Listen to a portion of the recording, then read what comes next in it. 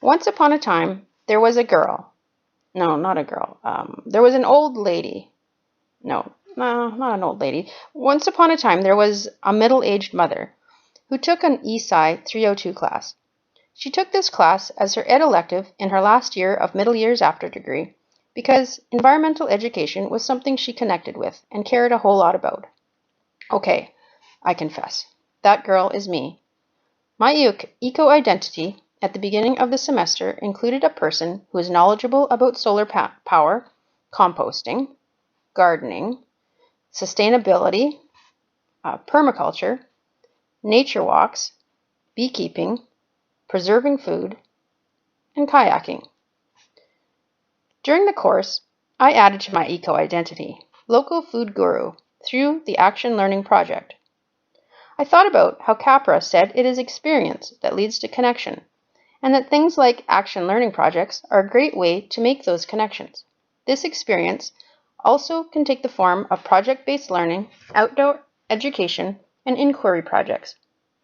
In the inquiry unit on water that my group wrote, a key part of the field trip to the dam. This was intended to get kids outside and make connections to the water and land.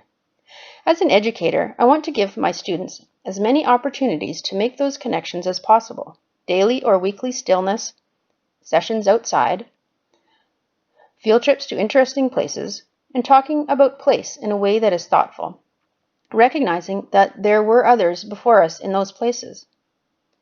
This foundation of connectedness and love for the earth is important because Barrett warns that students need to be careful when doing action learning projects because they may not be able to reposition themselves, creating a new identity, as easily without consequences from peer, parents, and teachers.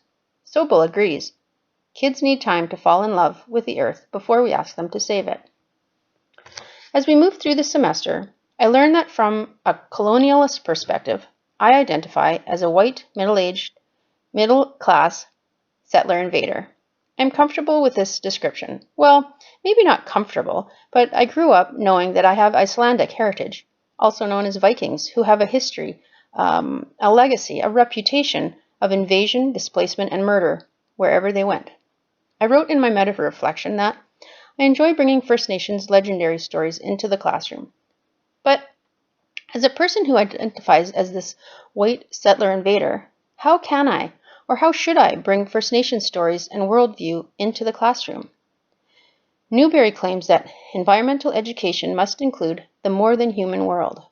I can try to disrupt the whiteness of the classroom by talking about these stories and legends and alternative worldviews. Students, parents, administrators, and perhaps even I may be resistant to this worldview, and it may be uncomfortable to approach teaching from this angle, but I imagine it is not always comfortable to be a good teacher. I have also learned that environmental education is sometimes tied up in European worldviews. Take the idea of stewardship, for example. From my Western worldview, I always considered stewardship to be a good thing, not realizing that it is centered on the European worldview of ownership and that the earth is something that humans need to take care of. Even though I see myself as personally leaning towards a more nature-centered worldview, I am resistant to the idea that stewardship is actually a Western way of considering the environment. It is good to challenge these norms. This semester, I learned about the importance of teaching in nature, about nature, for nature. I admit that I experienced resistance near the end of the semester when I learned that the Lorax was not a good fit for young kids. I had always considered it to be a book every kid should read, and I certainly did with my own kids when they were young.